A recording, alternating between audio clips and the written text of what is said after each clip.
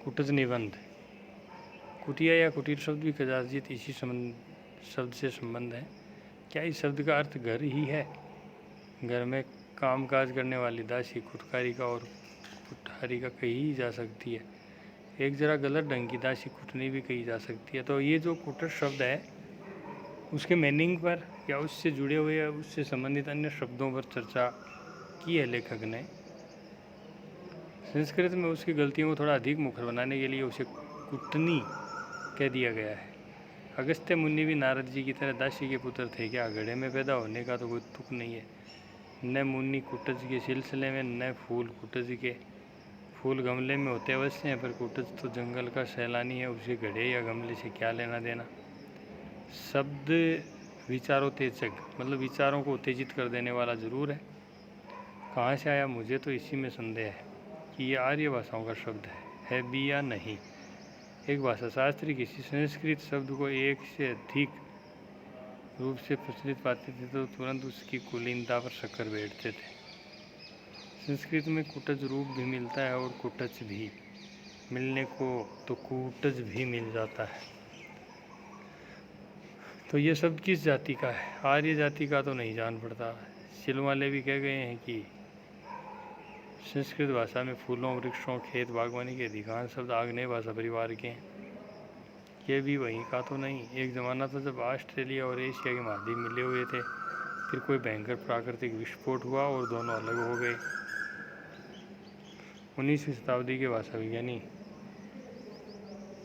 पंडितों को यह देखकर आश्चर्य हुआ कि ऑस्ट्रेलिया से सुदूर जंगलों में बसी जातियों की भाषा एशिया में बसी हुई कुछ जातियों की भाषा से संबंध है। भारत की अनेक जातियाँ वह भाषा बोलती हैं जिनमें संथाल, मुंडा आदि भी शामिल है। शुरू में इस भाषा का नाम ऑस्ट्रो एशियाटिक दिया गया था। दक्षिण पूर्व या अग्निकोण की भाषा होने के कारण इसे आग्नेय परिवार भी कहा जाने लगा। अग्निकोण जिसको बोलते हैं आग्नेय, दक्षिण और पूर्व वाला कोना जो है उसको। जब हम लोग भारतीय जनता के वर्ग विशेष को ध्यान में रखकर और पुराने साहित्य का स्मरण करके इसे कोल परिवार की भाषा कहने लगते हैं, पंडितों ने बताया है कि संस्कृत भाषा के अनेक शब्द जो अब भारतीय संस्कृति के अविच्छेद्य अंग बन गए हैं इसी श्रेणी की भाषा के हैं। कम्बल, कुंमल उदाहरण दिए। कम्बू, कंवल, तांबुल आदि शब्द ऐसे ही बताए जाते हैं। पेड़ पौधों, खेती के उपकरणों और औजारों के नाम भी ऐसे ही हैं। कुटज भी हो तो क्या आश्चर्य है। संस्कृत भाषा ने शब्दों के संग्रह में कभी छूत नहीं मानी। मतलब शब्दों का संग्रह करने में कोई हिचकिचाहट नहीं की, छूत वाली भावना नहीं थी। न जाने किस किस नस्ल के कितने शब्द उसमें आकर अपने बन गए। तो संस्कृत भाषा की बड़ी विशेषता बताई है लेखक ने कि पता नहीं किन किन भाषाओं के शब्द उसमें आकर के अपने बन गए हैं। पंडित लोग उसकी छानबीन करके हैरान होते हैं। संस्कृत क्या है? सर्वग्रासी भाषा है। मतलब विभिन्न भाषाओं के जो शब्द हैं उनको अपने शब्द भंडार में शामिल किया है। किसने? संस्कृत ने। ये जो मेरे सामने कुटज का लहराता पौधा खड़ा है वह नाम और रूप दोनों में अपनी अपराजेय मतलब पराजित न होने वाली जीवन शक्ति की घोषणा कर रहा है, इसलिए ये इतना आकर्षक है। नाम है कि हजारों वर्षों से जीता चला आ रहा है। कितने नाम और गए, आए और गए, दुनिया उनको भूल गई, वे दुनिया को भूल गए। मगर कुटज है कि संस्कृत की निरंतर स्फीयमान शब्दराशि में जो जम के बैठा है सो बैठा ही है। और रूप की तो बात ही क्या है। मतलब शब्द ये जो कुटज है, कितने नाम आए और गए लेकिन दुनिया उनको भूल भी गई और वे दुनिया को भूल गए। मगर कुटज जो है वो संस्कृत की निरंतर स्फीयमान मतलब बढ़ोतरी, बढ़ने वाली जो शब्द राशि है उसमें जम करके बैठा है। कौन? कुटज।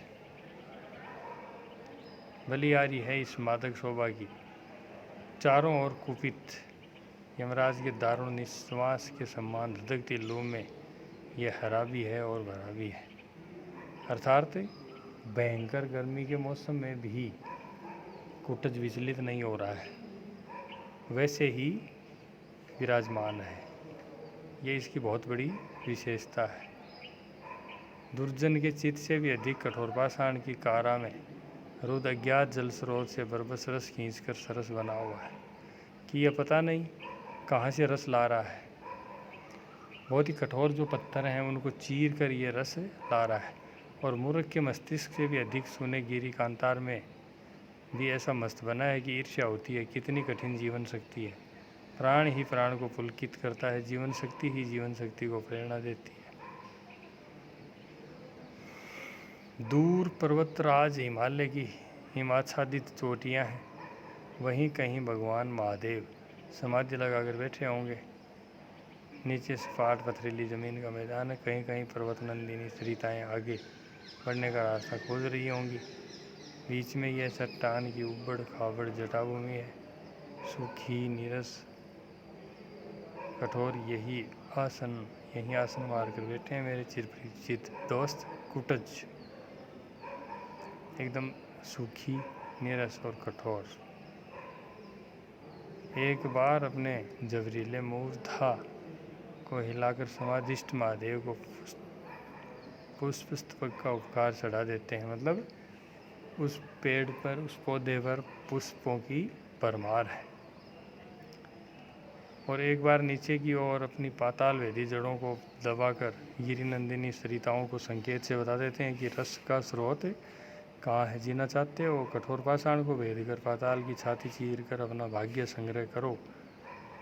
अर्थात जीने के लिए कठोर पहाड़ों को चीरना होगा, अर्थात विपदाओं का सामना करना होगा, पाताल की छाती चीरनी होगी। तो वहाँ से जो वो करना है उस भाग्य का संग्रह करो। वायुमंडल को चूस कर, झंझा तूफान को रगड़ कर अपना प्राप्य वसूलो। मतलब हर विपरीत स्थिति का सामना करो। आकाश को चूमकर, आकाश की लहरी में झूमकर उल्लास खींच लो। कुटज का यही उपदेश है। तो ऊपर आपने ये जो पढ़ा ना कि भित्वा पाषाणी पिठरम छित्वा प्राप भजनी व्यथाम पित्वा पाता अल्पानी ये कुटज सुस्वत है।